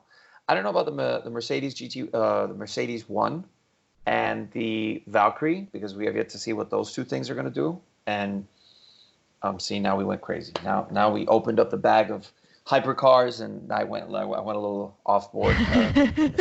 Sorry, I went off because it's just thoughts that are going through my head. But I'm glad that we covered it, because these are cars that I actually wanted to mention anyways, and we were still on that Dream Cars section. So yeah. So let's switch gears here. We'll go to, okay, so this was really good. This is something I had to ask you.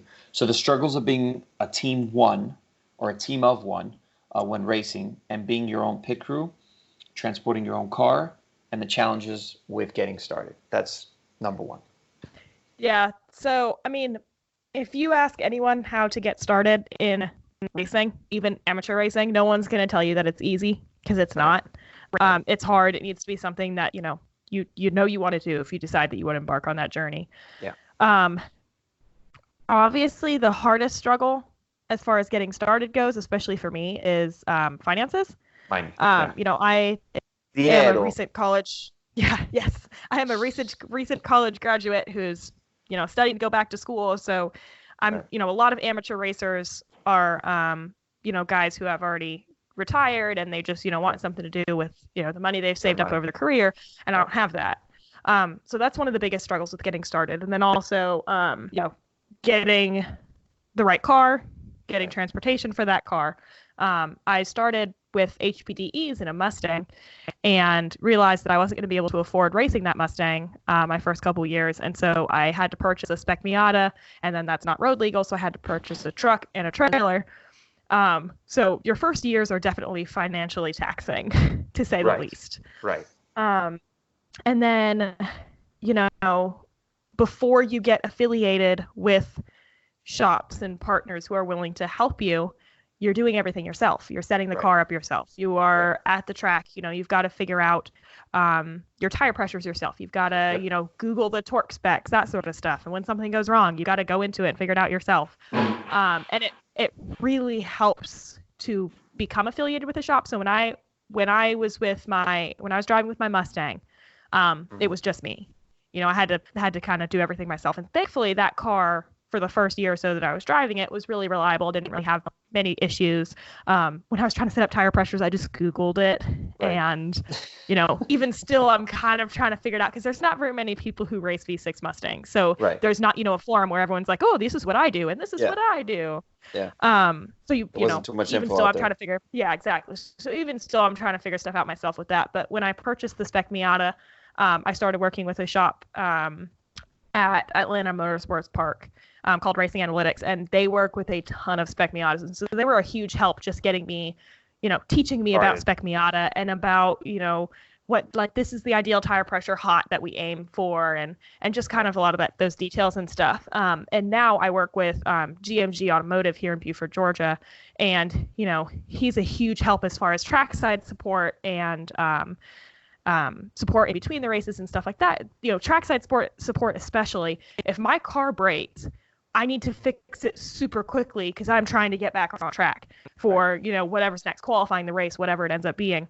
And I, while I know about cars and I work on cars a lot, I might not necessarily be the quickest at diagnosing and fixing something.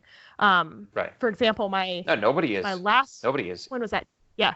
June at Road Atlanta. He was there with me, and I went out for warm up, and I had this it felt like flat spots. And so I went out, and on my outlap, I felt what felt like flat spots, and I was like, okay, they'll be gone. 20 minutes later, they were still there.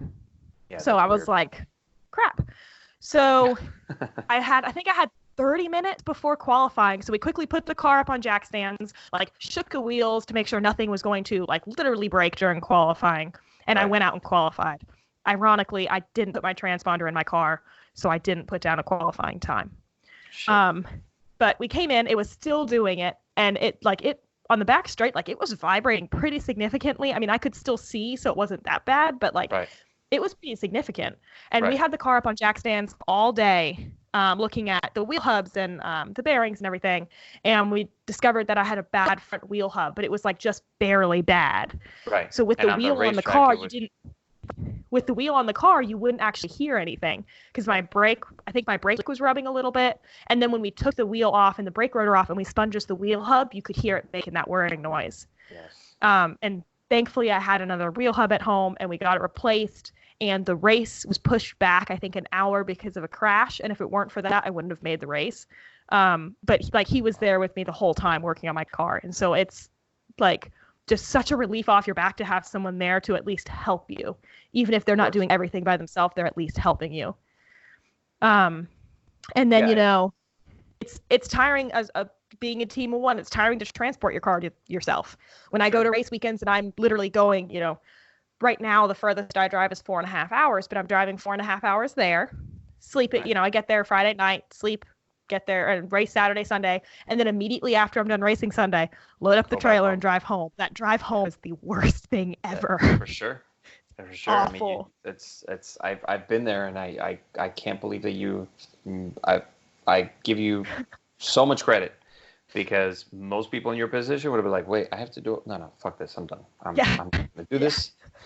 So that really shows your level of love and passion for the sport, and that's pretty amazing. I mean, the goal is to ultimately get to the point where you have, your team. You rent a car. Yeah, you rent a car or you own a car, right, and you have someone who drives it to the track, and you fly out and join them. Right. That's the goal. Right. Yeah. Yeah. That's yeah. You show up, you do your amazing racing, and then everybody else handles all the hard work. Yes, exactly. The prep. Exactly. One day. Yeah. Hey, listen, We'll get there you're one on your day. way. You're definitely on your way because even to get to where you're at, I think, like I said, most people, especially most girls, most women, and no ladies. I'm not trying to say that. I'm not trying to say that in a bad way. I'm just saying that there obviously it's a that was actually we're gonna have a segue here perfectly into what we the next topic, which was the involvement and role women play now in motorsports and the effect that it's having on the racetrack today. I think you kind of nailed a little bit of that because it's I think it's a very empowering thing. Yeah. I hate to hear about all this fucking feminist stupid bullshit that's going on. They don't know. Seriously, I think women that are feminists, they just don't know what the fuck is going on. Because if you look around, women today are in more positions of power, more positions of just as CEOs, more in the motorsports world. They more than ever in the history of motorsport, there has never been more women racing and actually being part of even prep teams and race car drivers and girls that are out now that are doing stunting as far as the motorcycle crowd goes. And well, I mean, it's just amazing. Yeah. And I think that obviously Danica Patrick was one of the ones that was kind of breaking through that barrier, and she got so much shit for a lot of stuff, and she was like, fuck you, fuck you, fuck you. I'm out here, I'm fucking doing what I'm doing, and I'm a badass, and fuck everybody, This is bullshit. And I give it to her. I give credit to anybody that goes out there, like yourself, and like you said, you're a hardworking person, and to try to even manage all this, the entire activity. I mean, I've done race prep. I did race prep for a while for TLM. They're pretty famous here for BMWs. They race BMWs. They do race prep for Porsches and BMWs. And it was, it beats just prepping the car is in itself. Like, you better know what the hell you're doing. You have to know what you're doing. And when you get on that racetrack, there's people that their lives are literally in your hands because you're the one that did the race prep. You're the one that put the wheel on the tire. You're the one that, you're the one that set up, mixed the fuel. And if any of that stuff goes wrong, it's not going to be a good thing. It's not going to be a good day at the racetrack. Yeah. So, but I wanted your, just kind of your opinion on that. What would you say as far as women in motorsports today? What do you think? How positive do you feel about that? I think it's a great time for women in motorsports. Yeah. I can't pinpoint, what the impetus was. I don't know if maybe, it very well could have been Annika Patrick just becoming so big and becoming a national icon, especially in NASCAR, because NASCAR is such a national sport. It's a lot more of a U.S. sport than, IMSA racing. But there's just this huge, not necessarily like a push. Like, it's not like there's people trying to put women in racing, but just that women are feeling more comfortable in racing, and it's feeling more like something that you can do. Right. And I mean, for me, I'm kind of the kind of person who's like, someone tells me that I can't do something, I'm like, watch me. Yeah. So, from the start, I won't racing for me was just a completely different thing. It wasn't like, oh my gosh, I've always wanted to do this and now I can, but I think for some people it is. And, it's kind of like a, what's the word? Like, it's like a spiral. Like, as you get more women into racing, girls go and see those women in racing and are like, oh my gosh, that's so cool. I want to do that. And then you have even more women in racing, and then it just, it just explodes out of control in the best of ways. And I think that's kind of where we are right now, is you have, you had a couple women in racing. Now you have a lot of, like, a good few women in racing. We've got at Petit Le Mans, there was an all-female team in the in one of the Acuras. And so you have little girls who see that and are like, I'm going to do that, and it's great. Do you know who Sheila? Shia? Oh my God, better know. Shea Holbrook? Shea Holbrook, exactly. Yes. Do you know who she is? Yeah. Okay. Yeah. So I watched her grow up. I watched her when she was first in the Integra down here in Homestead, and I actually invited her to do the podcast as well. But she's been a little crazy, a little busy, crazy busy. And just the other day, I mean, when she posted the stuff that she was doing out with with her friends, that they were doing that the thing out in what's it called? It was at the Salt Flats with the bicycle. Yeah. And Yeah. and then she was the other day she posted, "Oh, I'm check out my new race car," and it was a fucking Lamborghini Huracan Evo. I'm like, what? It was I couldn't believe it. I'm like, holy shit! Like when did this happen? You know, like Yeah. holy shit. So, and I think she's done also F3. She was racing an F3 car. She's doing Formula E now, right? Oh, Sorry, really? W, not Formula E. Sorry, the W series. Yes. Yes. Yeah. Yeah. So, I have mixed feelings about that. well, To be honest. So tell me. So, like, I don't have any problem with anyone who's doing it. Like, I think that's incredible. Like, Shay is an amazing driver, and I'm like so happy for her that she got, because it's one of those things you had to like not necessarily try out for, but like you had to be accepted into it. So not just anyone could sign up for it. Right. So I mean, that's incredible that she can do it, but I just don't think that racing should be segregated. It's not the kind of thing like there are certain sports where it's like, okay, biologically men put on muscle differently, and so biologically men might be more predisposed to be better at this sport. Racing is not one of those things. If anything, I've heard that women can be predisposed to being a little bit better at racing because we tend to be a little more analytical. Pain management. Yeah, yes. Also pain management. So that you too. guys, yeah. So you guys, and this is something I always tell any feminist. I'm like, listen, I'm going to tell you straight up. Any guy that tells you that he can take more pain than a woman doesn't know what the fuck he's talking about because he can't have a baby. So yeah, and they've proven that. So yes. Yeah. But so like I don't think that it should be segregated. I think that instead of saying like we're going to create a new series for women who want to be in Formula One, it should be like, hey, let's create a group that's going to try getting a woman to race Formula One. Exactly.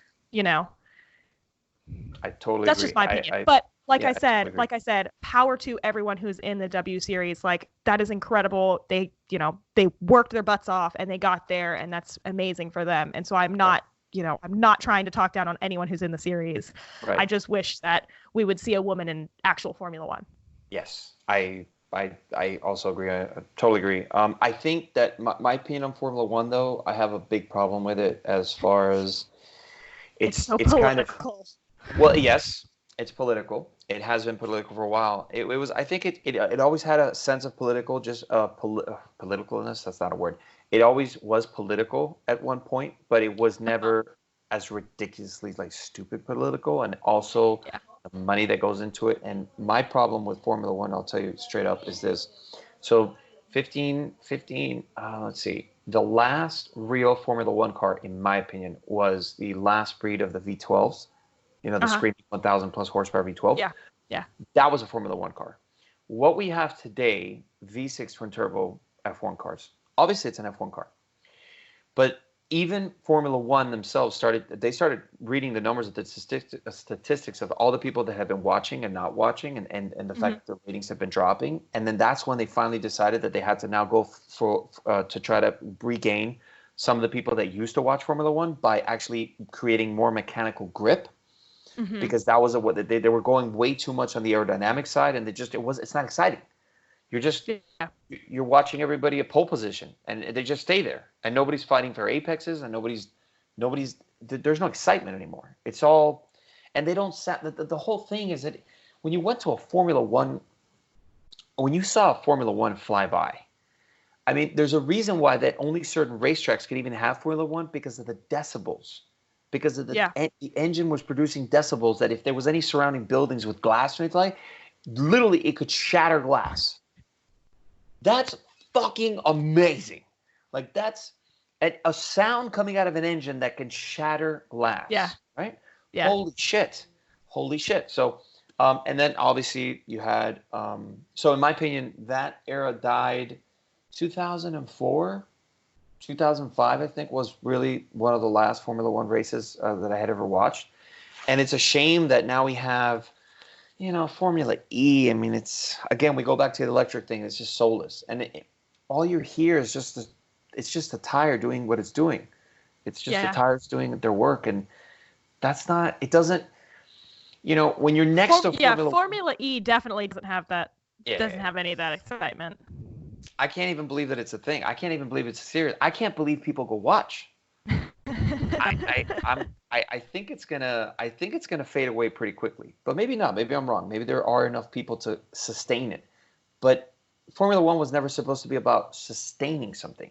It was Yeah. the pinnacle of engineering, aerodynamics, driver skill. Those three things have been kind of diluted. Now, I'm not taking away anything from anybody that is a Formula One fan or that is in Formula One right now. Listen, I understand. It's no joke. The G-forces the drivers have to still put up with. Hey, fucking, they have to do, I think it's an hour of neck exercises just to keep their neck muscles. Yeah. So I give it to them. I look, I'm not taking that away from them. But what I am going to say is that,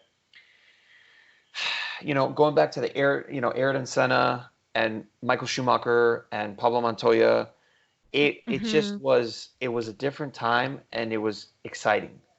Yeah. When I watch Formula One today, I mean, the fucking things sound like vacuum cleaners. I'm not I'm not okay with paying that amount of money to go watch a vacuum cleaner on wheels. And listen, I love V6. I'm not saying there's anything wrong with V6s. I'm a twin turbo V6s. I'm just saying it's not a screaming V10 that sounds like the most ridiculous engine that anybody has ever heard on the face of the planet. So yeah.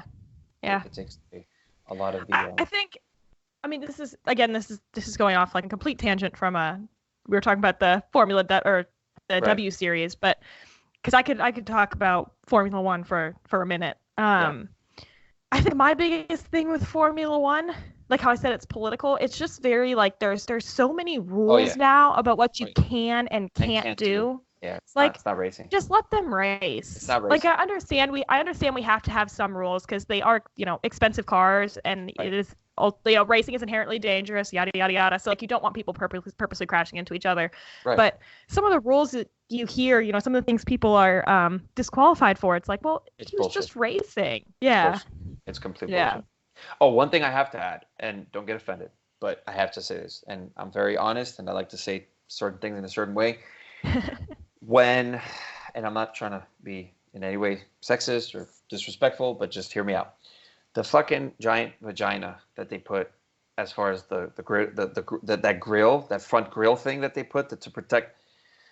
I'm so. What, of the Formula One cars? Yeah, when that came out, it was so. I looked at it and I'm like, when they posted the pictures, when you're talking about the halo. The halo. Yeah. Yeah, I call it the vagina. That's what I like to call it. It's so, and I get it. Listen, I understand, but look, I think they put it. There was that one driver, I forgot his name. He was the one that there was a tire or a piece of a tire, I think it was, that hit him, and it went through the helmet, and he almost lost his eye. Yeah, I think it was his left eye. I don't remember what side, but look, I understand that things have to be. The safety technology has to be there to ensure that the drivers, if they do get into some type of accident, that they're not going to get severely, they're not going to die, right? They're even not going to get hurt. I get that. But now you're taking away, it's not, when you start doing that, it's kind of like, okay, so this is my perfect analogy for it. Imagine in the Greek times with when we had the Colosseum competitions, where you had the gladiators going in to fight lions with swords. Mm-hmm. It's like putting a muzzle on the fucking lion. Yeah. Right? It's what am I watching now?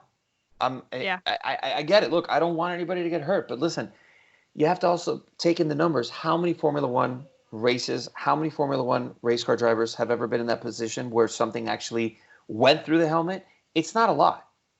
Mm-hmm. It's probably one in hundreds of thousands of races, and that's what bothers me. Or not maybe hundreds of thousands, but definitely hundreds of races. It bothers me because it's like they're just trying to, every year they have to put something else. And, let's make this safer. Let's make this. At what point do we say, okay, wait a minute, this is not, I mean, anybody could kind of, with a good knowledge of knowing how to drive a car, anybody could jump into this and be safe. The whole point, in the beginning of racing was that this was something that you needed to be very brave. There was an honor that came along with racing. Mm-hmm. I think a lot of that has been stripped away because of what we're talking about. Mm-hmm. what's the honor in giving someone so much credit for, okay, so they sat in this thing that basically nothing could touch them, and if they get into an accident, yeah, they're not going to die. That's a good thing. But in the racing itself, holy shit, they don't have to worry about now if something's coming at them at the tremendous speed that it can come at them, that they don't, they don't even have to dodge it. They're just, oh, they got the halo, in front of them. I don't know the details about Formula One racing. Right. So I don't know. I watch it and I enjoyed it, but I don't watch it a ton. I don't follow it a ton. Right. But I mean, in a way, as someone who races, I do like that it's gotten safer from like the Le Mans racing standpoint, because it used to be like Le Mans racers, pretty much if you raced Le Mans, you died racing. You know, if you road raced, you died racing at some point, testing or in a race or something like that. And so I like that there's not, as high of a chance that I'm going to die racing. Sure. So that's a good thing. But I can't comment specifically. I can't comment specifically on Formula One just because, I don't know the details there. I just know that they added that a couple years ago. And right. Yeah, I have a friend. I have a couple of friends. I have a friend from Brazil. He still watches Formula One, and we have this discussion all the time, and it's funny because he always comes back to me. I always go back to him, and I'm not trying to change anybody's opinion. Hey, if you're watching Formula One today, great, cool, awesome. I'm going to be 36 now in January, and I grew up watching Formula One. There was just this. You admired these drivers because, to me growing up, that's what I wish my family would have been in that world, so they could have seen me. I mean, let me tell you something, Annika. My first go-kart, when I started racing, I was hitting apexes before I knew what an apex was, and I think that has to do with a racing gene. There's certain people on this earth that have been put, that just have the skill to go out and be a race car driver. When I was talking to Paul Gerard, the Stig, by the way, when we talked about this, he has this whole. It's funny because he wrote a book about it, and he's like, no. He doesn't agree with me, and that's fine. I understand where he came from, and I loved having the conversation that we did. I still think that because he in his opinion, he thinks that anybody can become a race driver, right? And I just have this, and I understand you could train, that there are people you can train to go out and race, but in my opinion, there's still something subconscious wise and genetic wise, like genetically, that if it's been in your family, of people, and there have actually been groups of people from Europe, that there's a reason why some of those groups of people, like from, for example, Spain, people that have, believe it or not, what's called Celtic blood, which is the Irish, that came from, like the Vikings and shit like that. Seriously, this is something that's been handed down. Like obviously there's people that are, they're adrenaline junkies, and the people that do extreme sports. That's a special breed of human. And that breed of human is the type of person that can go out and comfortably be in a race car, go 200 plus miles per hour, and be totally concentrated on what they're doing, the lap time, the position that they're in, what's going on with the race car, all these different things that, most people really, I don't think, have the ability to do and be okay with it. You know what I'm saying? Like, keep their cool. Yeah. So I give you credit for, I think you've discovered that you're probably one of these people. I think you have genetically probably, because let me ask you this.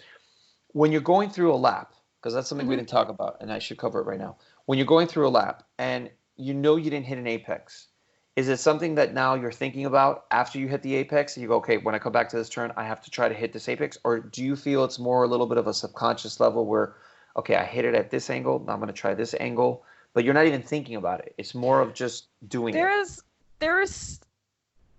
It's so hard for me to think of what I'm thinking about when I'm driving, which I guess probably says something. Okay, that does say something. I mean, there's times like if I'm out practicing and trying to be faster, I might consciously be like, okay, this lap we're going to work on this turn and we're going to brake later. Okay, that worked. We're going to brake even later on this turn. But when I'm actually out racing, like there's not a ton of stuff going through my head. Through your head. Like it just kind of happens. Subconscious. It's in your subconscious. It's there. It's in the back. I know exactly what you're talking about. Yeah. I think that there's people who aren't predisposed to racing who can get good at driving. But I Right. do think, I mean, I do completely agree that there's people who like you put them behind the wheel of a car and they are just like instantly good. And Yeah. it's like, it's weird. And I Yeah. have to say, so I wasn't instantly good because I am a bit of an anxious person. Really? So, well, my very first track day, my instructor who I actually raced with this past season, Okay. he told me so I remember we met and it was at Road Atlanta and he's like, "Okay, have you ever been on track before?" And I was like, "Nope." And he was like, "Okay."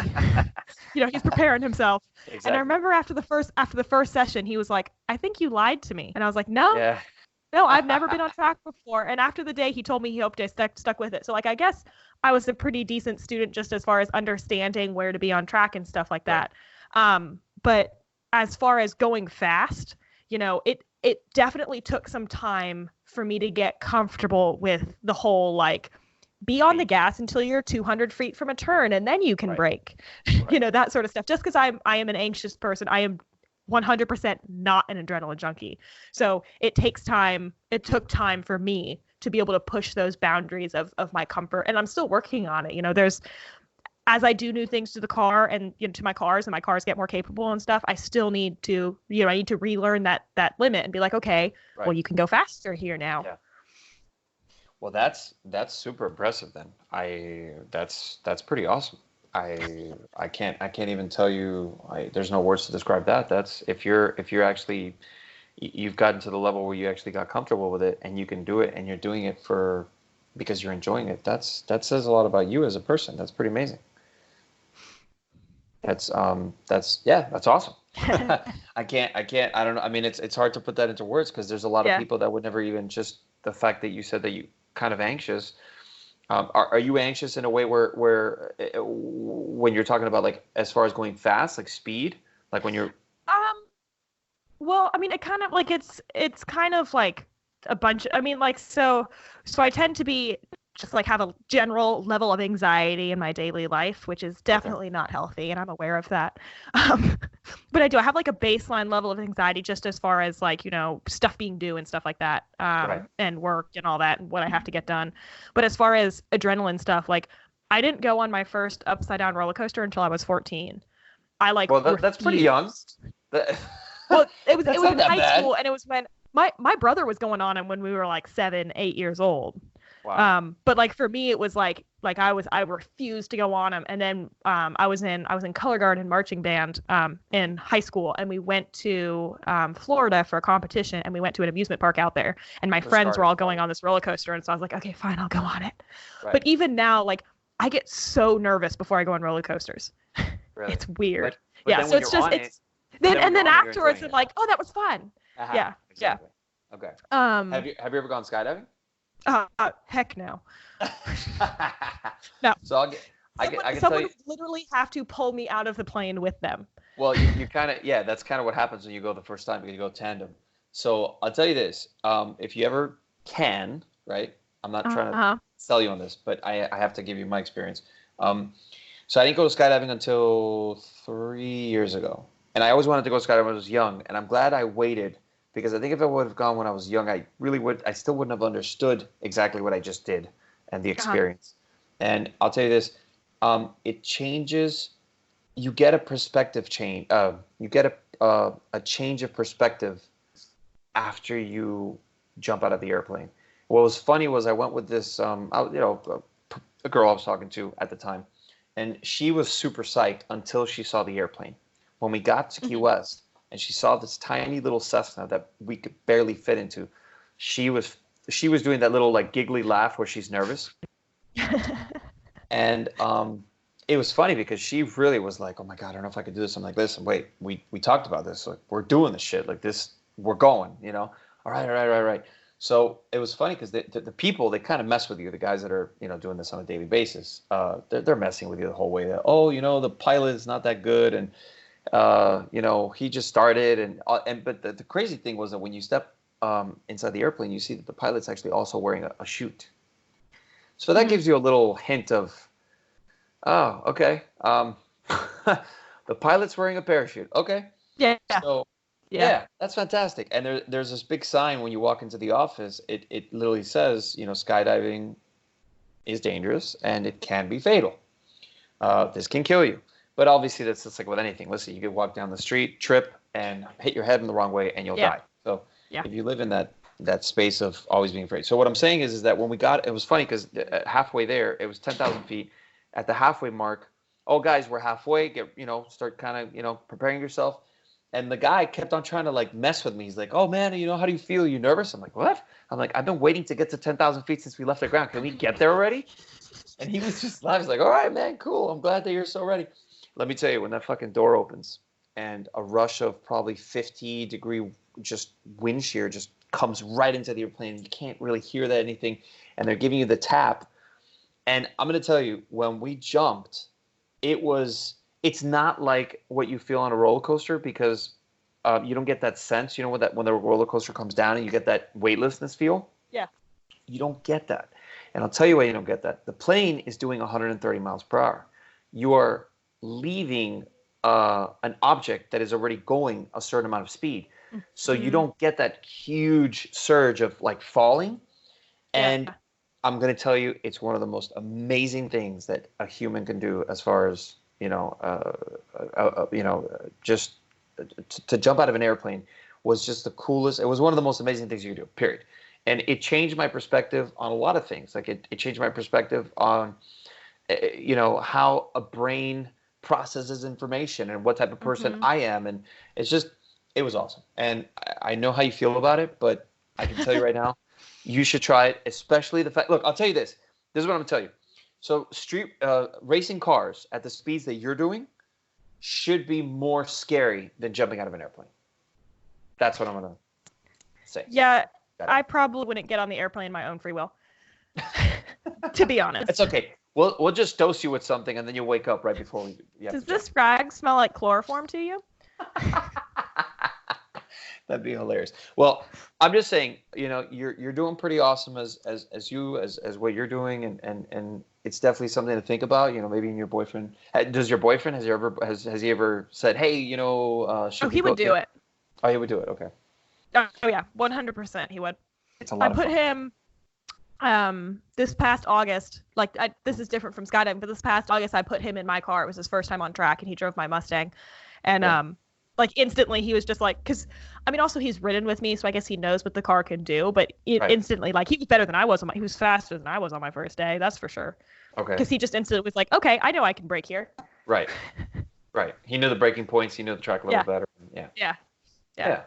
Well, he just wasn't. He wasn't scared to push the car, which on my first day I was like, I don't want to do that. Of course. Yeah, and it's also it's a little different when it's your car, right? Because you're kind of in the back of your head, like, fuck, if something happens, I'm gonna wreck my car, I'm gonna damage it, it's gonna suck. But I'm more scared in someone else's car. Well, exactly right. Because it's like if I wreck my own car, like, wow, I suck. But if I wreck someone else's car, I'm like, oh, I feel really bad. Like, that's my friend let me borrow his right-hand drive GTR a couple weekends ago. Oh, no way. And about R34 or R33? 33, oh, 89. Oh, okay, it was 1989. Okay, 30, is that awesome. 33? Yeah. Okay. Look, I was right. Proud of myself. Yep. But he about 3 sessions in, I came in and I smelled something and saw it smoking a little bit under the hood, popped the hood, and I called him and he was like, oh yeah, there's no power steering cooler. You're just boiling power steering fluid. Don't worry about it.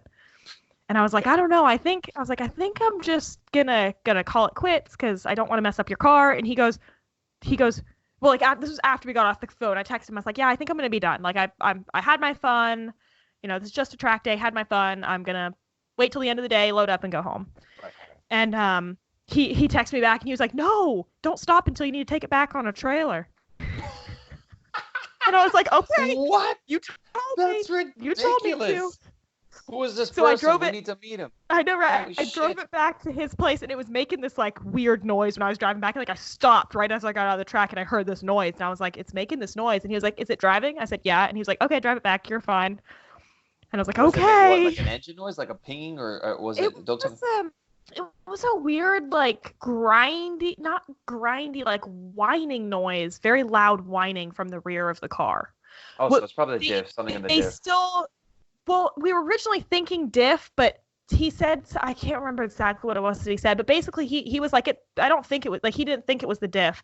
And when I got back, we went to dinner and he was talking about it, and he said that he thought it was what pump. There's some pump in the back of the car. I forget what pump he said it was, but he thought it was maybe a pump that was going back there. But he's like, oh no, I need to do a bunch of that car before next season anyway. I don't care. He doesn't care. And I was like, I don't know. I feel bad. Tell me if something's broken. Well, that's a really cool. And who was this person? Is this a friend of yours that you met at the track? Yeah. Wow. Well, that's a good friend to have. Shit. Yeah, we worked with the same shop this past year, so that's how we met each other. That's so cool. And he races. So the R33 is his track car. He does time trial with it. Oh, time trial. Nice. Mm-hmm. Yeah, I'm not. Time trial to me, I'll tell you this. Time trial to me was I don't. Well, it's time not trials. The same. This is the thing. This is what I always said about time trials, or autocross more, not time trial. So autocross to me is a bunch of people outside the racetrack in a parking lot with some cones trying to do what you're supposed to do at the racetrack. I never. I mean, I understood it, but I don't. I could never even get myself. I'm like, why the fuck? Like, if I'm gonna go racing, I'm going to the racetrack. And I understand it can kind of hone in on a couple skills that maybe some people might have to, want to start experimenting with without being on the racetrack. So it's a good medium. Yeah. But I'm like, this looks like fucking child's play. Like, this is ridiculous. I did autocross once. I mean, I enjoyed it enough. It was after my first track day. I enjoyed it enough, but I was kind of like, I personally would rather go to the track. It is great for learning car control. For sure. And I have a really good friend who's just getting into, I shouldn't say just, he got into road course racing around the same time I did, but he is huge in autocross. Like, he and his girlfriend race nationally in autocross. Wow. It's like their thing. Okay, and that's awesome. So, for some people, that's just what they love. They love like the quick, like, because I guess the course I did, like, I didn't get above 40 miles an hour. And I guess some of the courses they do, like, they're going, 60, 65 like 60, max, 70, something like that. So, yeah, so some people just really like that, like, I guess maneuver, like, it's all about maneuvering the car, right, and stuff like that. And like I said, it teaches you car control like no other. Yes. It's just personal preference. It's not. Yeah. It wasn't for me. Yeah, I find it's like playing a video game though, because you're not really, you're competing against the clock, but you're not really, the whole exciting thing about racing is you got other people right there with you. Yeah, and then time trial. So I did my first time trial this past year in my Mustang, and this was before, like, I still haven't wheel to wheel raced the Mustang, but I was wheel to wheel racing the Miata, and I enjoyed it because I enjoy driving the Mustang, and it was nice to drive the Mustang, know my lap times, and be competing because I'm a competitive person. Right. But I have decided that the future with the Mustang is not in time trial. Like, I've decided to wheel it. Yeah. Yeah, and so on the Miata, let me ask you: Have you won? Have you been able to win any of the series that you've competed in? So spec Miata is complicated. If you're unfamiliar, Well, so there's a couple different things going into it. So first of all, spec racing basically means all the cars are the same. But I put that in quotes, the same. You're allowed to run a 1990 to 2004 Miata. There are actually 3 different engines during that time. There's the 1.6, the 1.8, and then there's a 1.8 with variable valve timing. Right. I have a 1.6. So you're kind of I am down on the bottom of the barrel. I think 8 horsepower, I think, is what I'm down. I think I'm down about 8 horsepower from, like, the top cars, and I'm definitely down on torque, but I'm allowed to weigh less. Right. So it's one of those things where, like last year at NASA Champs, someone took pole in a 1.6 Miata, and then they threw the green flag on an uphill, and he immediately dropped like 5th or something like that. Right. So you can do really well in a 1.6 Miata, but it requires just doing, going the extra yard with the car. Like, there's guys who rebuild their brake calipers like every race, every couple races, stuff like that. I don't have the budget for it. So, my engine hasn't been rebuilt since probably the last time the last owner rebuilt it. So who knows when that was. Right. So, I can say my car is definitely not in tip-top shape. So my car is definitely not in tip-top shape. And, I am a little bit down on horsepower, a little bit down on torque. Right. On the bright side, it's made me focus more on my driving. But because of that, no, I have never actually podiumed in Spec Miata with NASA Southeast. Up until this past weekend, I qualified my fastest time yet. I think it was like 4.5 seconds or something like that, faster than my last time there at that track. That's a huge difference. Yeah. I qualified 8th out of 22 cars. Okay. And at the race start, I moved up to 5th. And then I spun and I had it was completely my fault. Another car kind of swiped the front of my car, bent the frame, and I was out of the race, out of the weekend, and I'm done for the season. Shit. Wow. But when that happened, I was 6th in the championship standings, behind 5 cars that have all won. They're all championship winning NBs. So I'm proud with how I did. Yeah. In my first season, Spec Miata. I'm proud of it. I think it definitely has made me faster in my Mustang. Sure. It's just, it's expensive to get one of those championship winning built NB variable valve timing cars. Right. Yeah, because I wouldn't say it's they have everything they have the best. They have the best cars, so obviously that's going to help, and it does help that you're lighter, but that can only go so far. You can't expect miracles, but that's fucking amazing. That's fantastic. Have you just started? Because you just started racing. I got my racing license in April of last year. Oh, so you're doing great. Are you kidding? There's people that go racing for 10 years that can't even come close to those positions. So I think you're doing pretty awesome. I think hopefully next year, you'll probably be able to get on the podium. Fingers crossed. I have not yet announced my plans for next year. Depending on when this podcast is released, maybe I have. Well, we'll be releasing it pretty quick. I mean, I'll get everything done today. I probably have not released my plans for next year yet, but I'm hoping for podium. Awesome. Definitely. That'll be. I'm not even going to wish you luck because it sounds like you don't need it. Thank you. You're doing pretty good. So I wanted to go over. So we went all over your topics, and now we're going to go. So the ones that I wrote up, we kind of discussed almost everything that we wanted to discuss. So there's one thing I did want to ask you, which was, and we kind of briefly went over it, which was the C8 Corvette. I want your opinion on what you think of the C8 Corvette. I hate to say it, I like it. I know, me too. Yeah. That's exactly. I know. Yeah, I think it looks good. I've seen it in person a couple times. I do. I think it's a really good looking car, and I think it's incredible that you can get a mid-engined car for what, like $60,000. Yeah. Yep. Yeah. I like it. Yeah, I saw it. There was a launch. There was a launch over here by a dealership that it was the only dealership I think here in Miami that had it. I went to go see it in person. They had 2 of them: a red one that was a hardtop, and then the convertible. Mm-hmm. And I'm going to tell you, I went with that same way of thinking that I think a lot of it's definitely diehard Corvette guys were just like, no, don't fucking kill the Corvette, And I went there wanting to hate the car because all the pictures I had seen, I was like, it looks kind of generic, and I wasn't too sure what I thought. And with cars, as you know, anybody that's a car guy, girl, you have to see the car in person. You can never make your full decision until you see it in person. Yeah. And when I saw it, I hated to. I didn't hate it. I hated. I hated myself for. You hated that you didn't hate it. Yes. No. Not even. Oh, not even. I hated myself for trying to hate it because that was wrong on me. So it wasn't the car that I was hating. It was the whole, like what we talked about with the Mustang, the brand that they used, this multi-million-dollar brand to just put onto this new car. In my opinion, I know why they did it. If I was at the head of Chevrolet, I would have, I don't know, I wouldn't have called it the Corvette because in my eyes, it's not a Corvette, but it is. That's the problem. It is both. And when I saw it in person, the first thing I thought was, holy shit, holy fucking shit, Corvette, this is fucking awesome. Like, this is amazing. They have actually managed to make a supercar for the masses. This is absolute. Why would I hate this? And I think part of my hatred just came from the fact that they didn't. So what a lot of people, there was a guy by the name of, I don't know if you know this, Annika, there was a guy by the name of Zora. I can't pronounce his first name, but actually, I think that might have been his first name. I think that was his first name.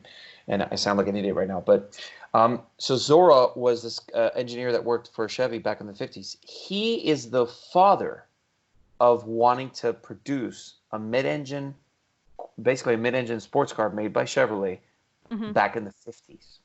So this was his idea. And to pay homage to that, they should have included his name. So what I was hoping was that they were going to say it was the Zora whatever. You know what I'm saying? Rebrand it. Maybe mention something about Corvette something, but even if they would have said the Corvette Zora, even that sounds separated from the Corvette that we've all known, you know, just the Corvette. Well, it's just like what you said earlier about the Mustang, though, that they're trying to, you know. Yes. Corvette already has a following. Everyone knows what a Corvette is. And so when you brand it as a Corvette, everyone's like, oh, new Corvette, you know. Because it's like when Ford went and made the GT, like they already had, like people already knew that the GT was a thing. Right. Chevy doesn't have something like that. Chevy doesn't have it, you know, hasn't had a supercar before. Right. They've had the Corvette. That's the closest thing. So I think, so that's why they used it, because they were kind of like, the hell else are we going to do?